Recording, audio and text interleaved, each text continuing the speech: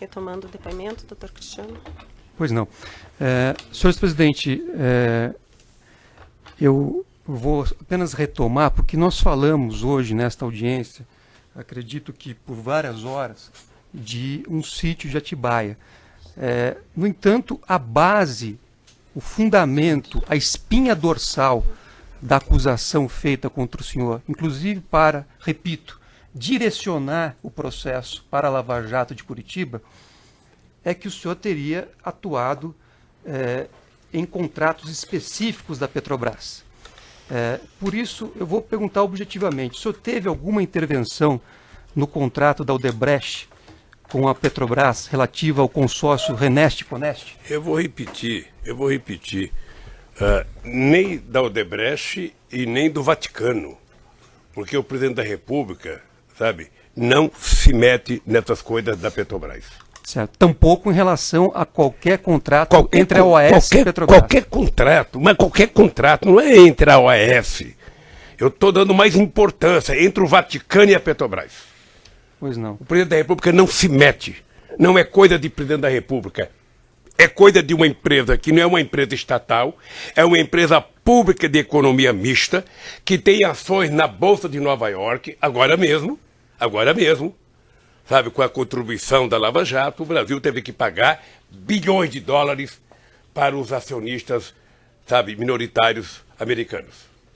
Isso acontece com o Brasil e com outro país pequeno. Os americanos nunca pagam o que deve para os outros.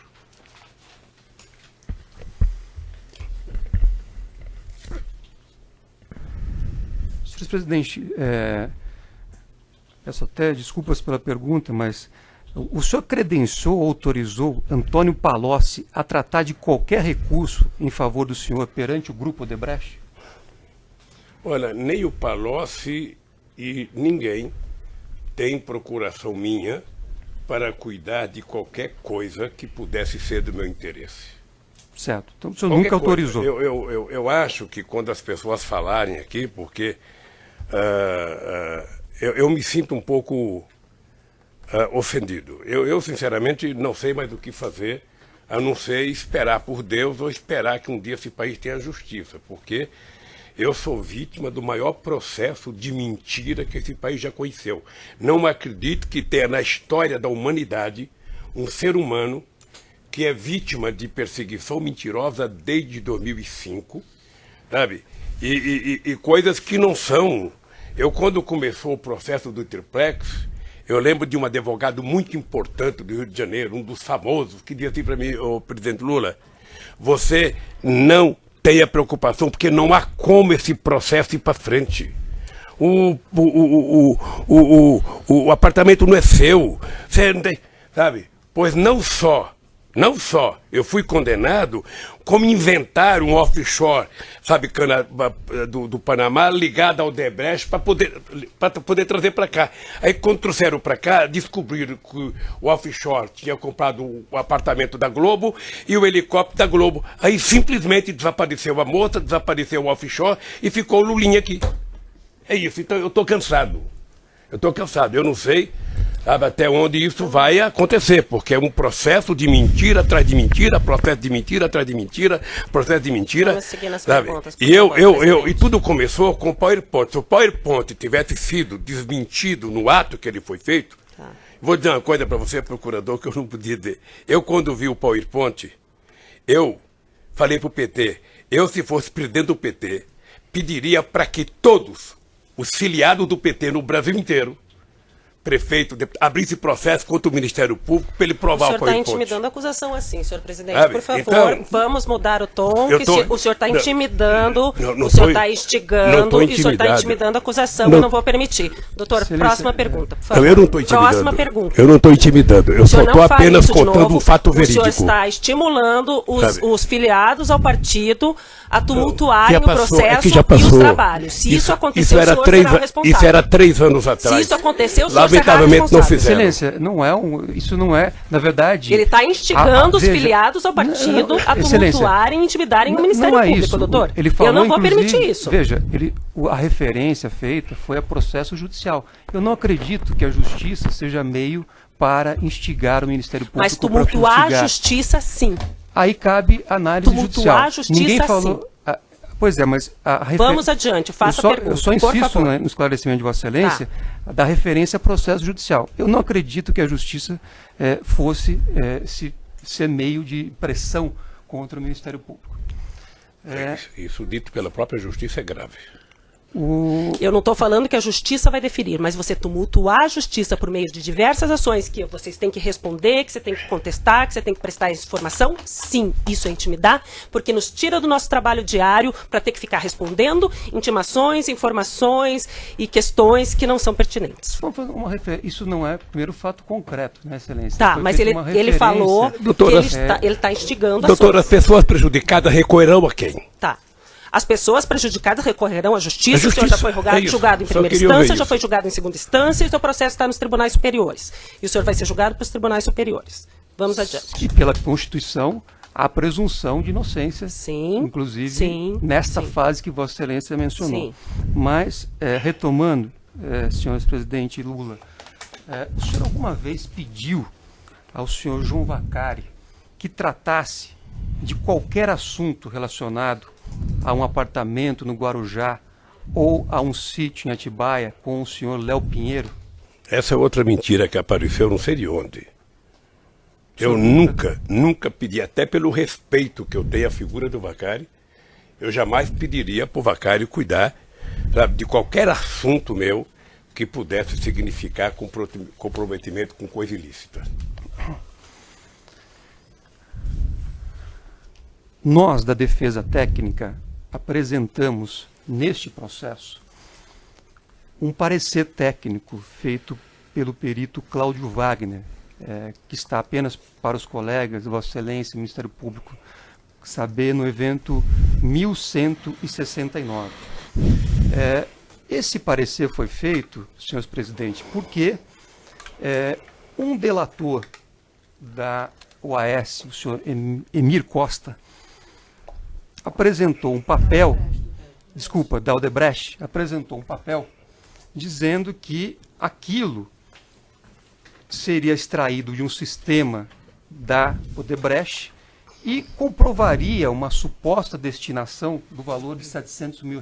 Pela ordem, Excelência, vamos colocar os pingos nos is, porque o senhor Emir disse que recebeu dinheiro e ele determinou, Frederico, que aplicasse no sítio. E ainda, inclusive, disse, olha, eu sequer dou valor a esse papel aí, tanto o que ele entregou, porque, de fato, a obra estava lá. Não, presidente, ele não fez uma pergunta. Vamos à pergunta agora. Certo, eu vou apenas voltar e retomar.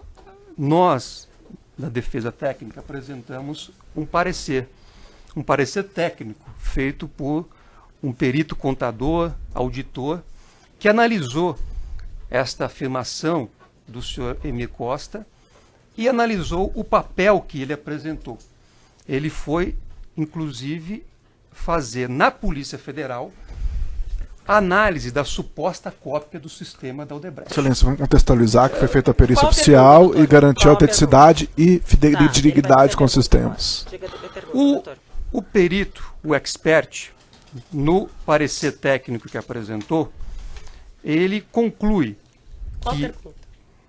Excelência, eu ouvi por horas, pacientemente, todas as perguntas formuladas. Agora, se eu tiver que correr... Parece que o senhor está fazendo a defesa técnica em vez de fazer pergunta. Não, eu estou inclusive abrindo o laudo aqui, estou abrindo o parecer técnico para poder me valer dele e fazer a pergunta. O senhor expert concluiu que esse valor, a partir da análise do sistema, foi sacado e destinado a Gisélia e a MG, é uma inicial, para atender os interesses de RLS, que este perito entende que é Rui Lemos Sampaio. Eu pergunto ao senhor, o senhor conhece alguém de nome Gisélia? Não. O senhor se lembra de alguém cujas as iniciais sejam MG? Não. O senhor conhece Rui Lemos Sampaio? Não.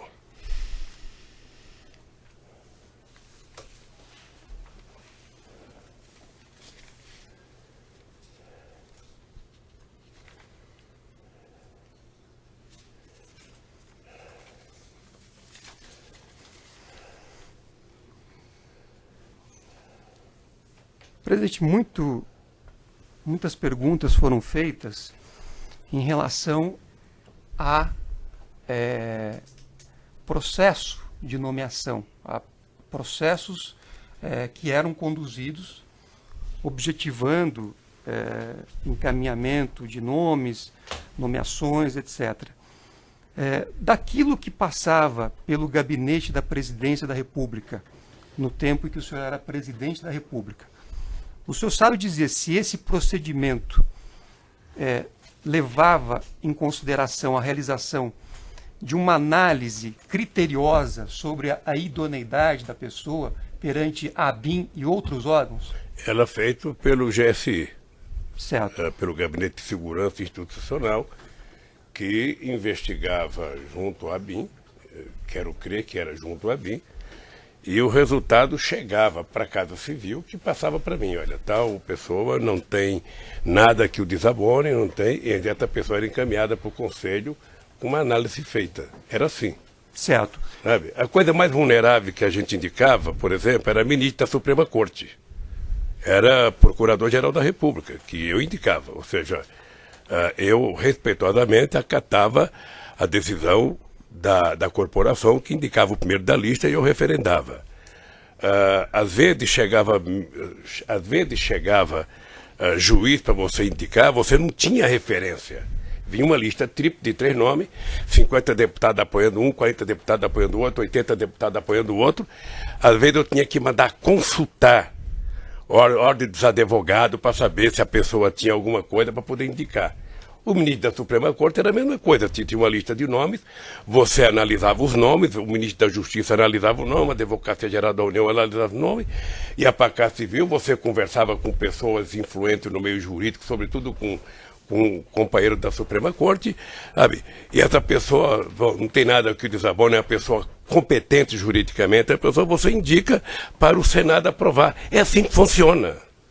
É assim. Eu não sei por que carga d'água, sabe? No caso da Petrobras, houve essa questão de jogar suspeita sobre indicação de pessoas. É triste, mas é assim. Possivelmente por conta de que o delator principal é o CEF, que era amigo do Moro desde o caso do Banestado. É isso. Doutor, lamentavelmente é isso. Doutor, por favor. Certo. Ele não vai fazer acusações a meu colega aqui. Eu não estou acusando, eu estou constatando o fato, doutora. Não é um fato, porque o Moro não é amigo do Youssef, nunca foi. Mas manteve ele sob vigilância 8 anos. Ele não ficou sob vigilância 8 anos e é melhor o senhor parar com isso. Presidente, alguma vez o senhor recebeu do GSI qualquer apontamento questionando a idoneidade de Paulo Roberto Costa, Renato Duque ou Nestor Severo? Nunca. Nunca. Não, se houvesse qualquer questionamento, não seria indicado. Certo. Enquanto o senhor estava exercendo o cargo de presidente da República, o senhor, na verdade, já estava criada, mas o senhor implementou a CGU, a Controladoria Geral da União. Correto? Correto. E o ex-ministro Jorge Age, inclusive, prestou depoimento numa ação penal anterior, que foi aproveitada nessa ação penal. O senhor nomeou o doutor Age, deu para ele plena liberdade para que ele pudesse fiscalizar e agir como ministro nos interesses do governo e da transparência, todas as atividades inerentes àquele ministério? Toda. A Controladoria passou na gestão do companheiro Jorge Age a montar departamento da Controladoria para cada ministério. Ou seja, nada era feito do ministério se não passasse pelo aval da Controladoria Geral da República. Certo. E era uma coisa importante porque dava segurança para a gente. Grande parte das coisas que saía na imprensa era coisa levantada pela Controladoria, que levantava suspeita, que levantava denúncia e obrigava com que o governo fosse investigar. Certo. Foi um momento muito forte e só pegar a imprensa que nós vamos notar a quantidade de elogios, sabe, que a Controladoria da República recebeu. E a eficácia do governo no combate à corrupção, inclusive grande parte da legislação existente no Brasil hoje, sabe? de delação premiada, de COAF, tudo foi fortalecido no nosso governo, sob a orientação do Valdir Pires, do Jorge Age, que era juiz na Bahia, do Tarso Genro, do Marco Tomás Bastos, ou seja, e eu tenho orgulho disso. Certo. Quando o senhor nomeou nomes como Jorge Age para a CGU, assim como diversos outros para o seu governo, o senhor tinha uma diretriz voltada ao combate da criminalidade, particularmente o combate à corrupção? É só notar que as coisas mais importantes foram aprovadas nos anos de governo do PT. É só notar a preocupação que tanto eu quanto a Dilma tinha no combate à corrupção. Porque corrupção tem dois jeitos de você combater. Um é você não combater. Você colocar um carpete grande dentro da sala e tudo que acontecer você levanta e vai jogando embaixo. O outro é você escancarar contra quem quer que seja. Nós criamos, inclusive, uma lei, sabe, que permite que a imprensa tenha acesso até o papel higiênico que é utilizado a lei da acesso à informação. Acesso à informação, até o papel higiênico utilizado no Palácio da Alvorada, a imprensa se dá o luxo de perguntar e a gente responder. Porque não tem o que esconder, o país não é de quem governa, o país é do povo brasileiro. Então, nós escancaramos esse país. Eu fico feliz com a apuração da corrupção. O que me incomoda é a conexão política que se faz com isso. De todos esses órgãos que o senhor criou, voltados ao combate à criminalidade, voltados à transparência, voltados ao combate à corrupção, algum deles detectou e informou o senhor qualquer problema na Petrobras envolvendo corrupção de diretores? Nunca. Veja, para mim, o que é importante é que na indicação dos diretores, ou seja, eu nunca veja, o sindicato dos petroleiros é muito atuante. A Petrobras tem 500 grupos de funcionamento lá dentro, sabe? A Petrobras é uma empresa acompanhada pela imprensa. Eu estranho que nunca alguém tenha feito uma denúncia mínima de suspeição sobre qualquer pessoa. Sabe? Nunca. Então, quando você fica sabendo, sabe? Você fica primeiro, sabe, boca aberta de saber que tinha gente assim lá dentro. E segundo, você fica boca aberta de saber que as pessoas conseguiram passar pelo sigilo da Polícia Federal, do Ministério Público, da Veja, da Globo, ou seja... E quando eu falo do juiz Moro, eu não quero ofender, eu só quero dizer que o Moro, ele já tinha tido um processo de investigação em cima do CEF, e o CEF, pelo que eu sei pela imprensa, passou muito tempo sendo investigado. Não 8 anos. Eu não sei quanto tempo, mas... Certo, mas apenas para concluir... Não monitorado 8 anos. Apenas para concluir, monitorado, presidente... A palavra é monitorado. Você falou monitorado. Então a palavra é monitorado. Mas ele não foi monitorado. Eu não sei, querida.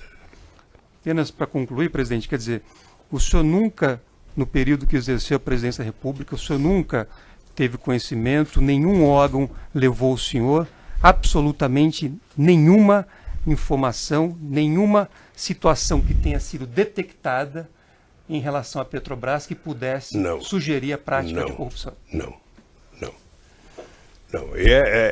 E era a empresa mais importante do Brasil, era a empresa mais fiscalizada, a mais controlada, a que tinha melhor governança, a que tinha mais capacidade de investimento, sabe? É estranho. Certo. Eu não tenho mais perguntas, Excelência. O senhor tem alguma questão do processo que queira falar ainda? Olha, eu queria dizer algumas palavras, inclusive dizer ao Ministério Público, às vezes eu fico nervoso, mas não é pessoalmente com ninguém, porque vocês sabem que eu tenho um respeito profundo pela instituição. Tenho muitos amigos dentro do Ministério Público. Às vezes eu fico muito, mas muito nervoso com as mentiras que foram contadas no PowerPoint. Fico muito irritado. Eu não sei se vou viver o tempo suficiente para que a verdade venha à tona, porque aos 73 anos a natureza é implacável, né? A natureza, ela vai conduzindo a gente, mas eu peço a Deus, sabe, que em algum momento a história desse país possa colocar a verdade do que aconteceu sabe, na Lava Jato, que poderia ser uma coisa feita corretamente para apurar corrupção, ladrão, prender, ela teve um descaminho no meu caso. Estou dizendo no meu caso, sabe? Então que eu espero que um dia a gente possa provar isso, sabe? Eu não tenho um processo que deveria estar aqui. Eu pensei que eu estava aqui por causa do sítio, já não estou mais. O sítio não é meu, eu estou aqui por causa de uma reforma do sítio que não é meu. Eu não podia estar aqui por causa do apartamento no Guarujá, mas eu inventaram um offshore no Panamá e me colocaram aqui, tiraram a Petrobras, eu fiquei. E aí por diante, ou seja, havia uma obsessão. Eu me considero, sabe, como procurador, um troféu.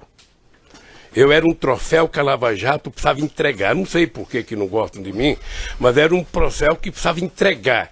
Ou seja, eu via pela imprensa vários jornalistas, se não entregar o Lula não vale, se não prender o Lula não vale, se o Lula não for preso não vale, eles vão ter que aprender o Lula. A ponto que eu disse ao juiz Moro aqui quando eu vim, falei, juiz, eu lamento dizer que pelo que aconteceu até agora, por tudo que já foi feito, o senhor não terá, sabe, outra alternativa se não me condenar.